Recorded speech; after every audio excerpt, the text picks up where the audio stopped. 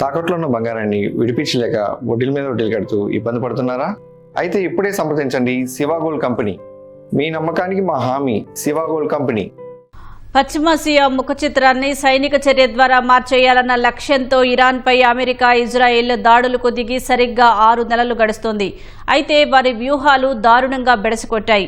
America, Israel ఆశించిన దానికి పూర్తి భిన్నంగా పశ్చిమాసియాలో సరికొత్త సమీకరణాలు తెరపైకి వచ్చాయి.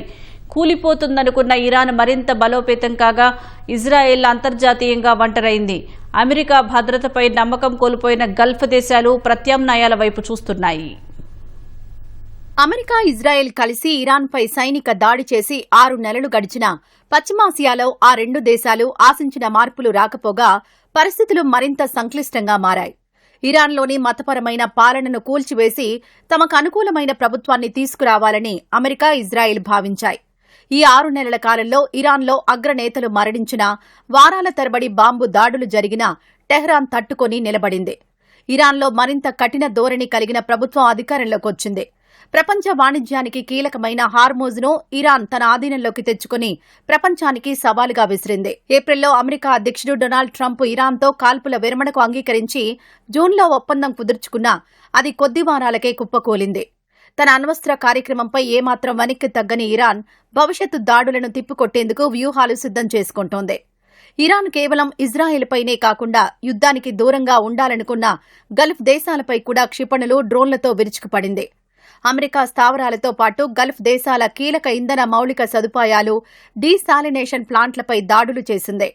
గల్ఫ్ దేశాలతో చర్చించకుండా దాడులు విఫలమైతే పరిస్థితి ఏంటన్నా ప్లాన్ బి లేకుండా అమెరికా తీసుకున్న నిర్ణయం ఆయా దేశాలకు ప్రాణ సంకటంగా మారింది.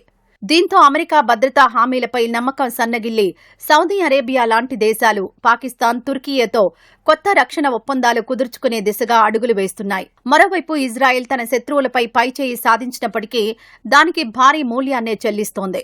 అక్టోబర్ 7 దాడుల తర్వాత గాజాతో పాటు దక్షిణ లెబనాన్లో భారీ భూభాగాలను ఆక్రమించింది. ఈ వ్యూహాత్మక విజయాలు ఇజ్రాయెల్ను అంతర్జాతీయంగా ఏకాకిని చేశాయి. గాజాలో మారణ హోమం ఆరోపణలు, ప్రధాని నెతన్యాహు అంతర్జాతీయ క్రిమినల్ కోర్టు అభియోగాలు ఒక ఎత్తైతే, మిత్రదేశం అమెరికాలోనే ఇజ్రాయెల్కు మద్దతు క్షీణించడం అతిపెద్ద ఆందోళన. సగానికి పైగా డెమోక్రాట్లు ఇజ్రాయెల్కు సాయం నిలిపివేయాలని ఓటు వేయడం పరిస్థితి తీవ్రతకు అద్దం పడుతోంది. వీటికి తోడు అమెరికా, ఇజ్రాయెల్ ఎంతో కాలంగా ఆశపడుతున్న సౌదీ ఇజ్రాయెల్ శాంతి ఒప్పందం ఆశలు పూర్తిగా గల్లంతయ్యాయి. ప్రస్తుత ఇజ్రాయెల్ నాయకత్వమే పశ్చిమాసియాలో అస్థిరతకు కారణమని సౌదీ అరేబియా బలంగా నమ్ముతూ ఉండడంతో ఆ సంబంధాల పునరుద్ధరణ ఇప్పట్లో సాధ్యమయ్యేలా కనిపించడం లేదు.